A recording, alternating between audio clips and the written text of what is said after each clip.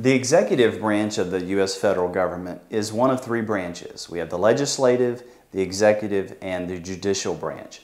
The executive gives the most familiar face to it because the executive branch is the office of the president. Now, where does the president live? In the White House. The president lives in the White House, and which is a very familiar icon, which looks something like that.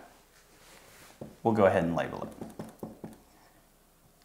White House. And so you have this is the U.S. president, and underneath him would be the vice president. And then there are some appointments that the president gets to make. And there's a number of these. And what are these? What's the body of these appointments called? Where you have like the Secretary of State and Secretary of Defense. What are these called? The cabinet. These are the cabinet positions. And there are 15 different departments, ranging from Department of State, which is one of the oldest and most respected, all the way down to Department of Homeland Security, which is a more recent creation. And there are other officers that are appointed by the U.S. President that are at a cabinet level but are not considered to be one of the 15 departments that you typically think of with your cabinet officers. Now, the president is a very powerful position. It was the presidency was created and our system of government was created with the U.S. Constitution in 1787. And we had George Washington, who was our commander-in-chief at the time. And so when the Constitution was written, it was crafted where a man like George Washington, a very popular, powerful figure, would be in that office. And so the powers that were invested in the office were kind of tailor-made to someone like him. And so as a result, the United States has a very powerful presidency as compared to some other countries. What are some of the powers that the president has? I'd like to just list them. Leader of the military? He's the leader of our armed forces. He's our commander-in-chief.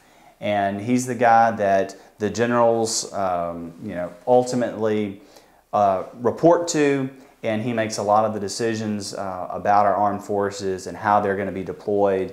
And our Joint Chiefs of Staff, they look to the president for their marching orders. While Congress declares war, the president is the one that takes us to war and leads our troops. What else? What are some other responsibilities? He listens to Congress? When the bills come from Congress, Congress is responsible for making the laws. And so they have to get through the Senate, they have to get through the House of Representatives, but then they come before the president, and the president has the right to either sign them into law or to veto them. And this is part of the balance of powers, where Congress is very powerful, they can make the laws, but the president can veto them if he doesn't like them.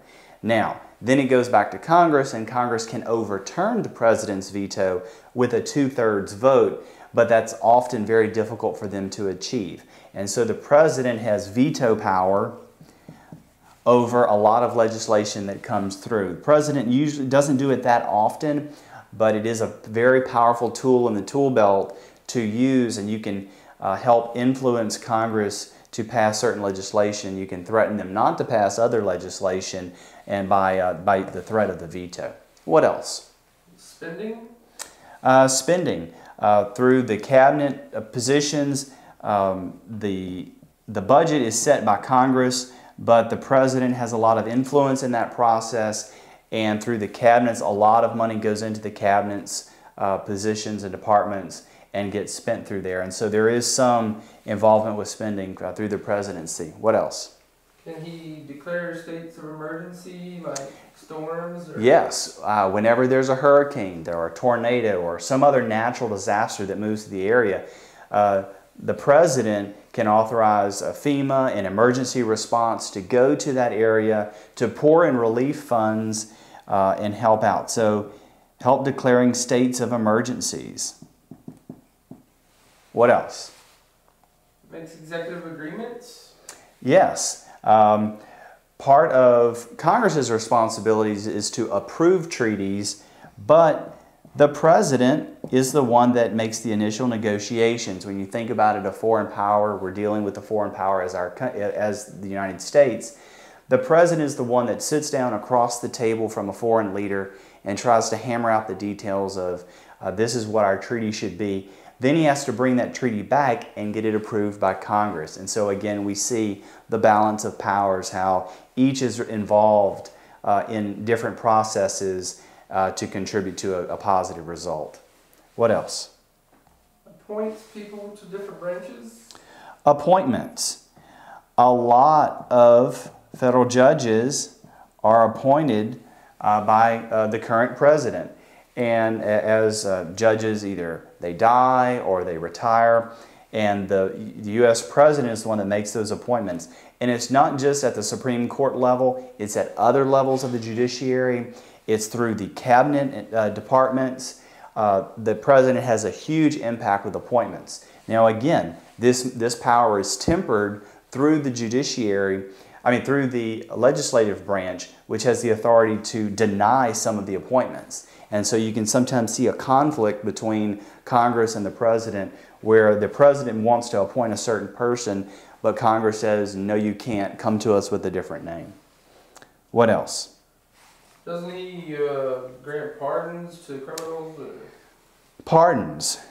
This is a controversial use of presidential power at times, but as a way for the executive branch to have a check to the power of the judiciary. If someone is sentenced for a crime and the president feels that they didn't get proper treatment or something should be done, the president is a measure of last resort and can step in and can issue a pardon to a person that absolves them of the crime and can free them of their sentence. And so, but a lot of times people may feel that that was unwisely used, and so that's why it can be a controversial power. But as you can see, there are a lot of things. Usually we see the president on TV and we may not be sure exactly what he does, but he has a lot of different responsibilities. It's a very powerful position, and the president is the head of the executive branch.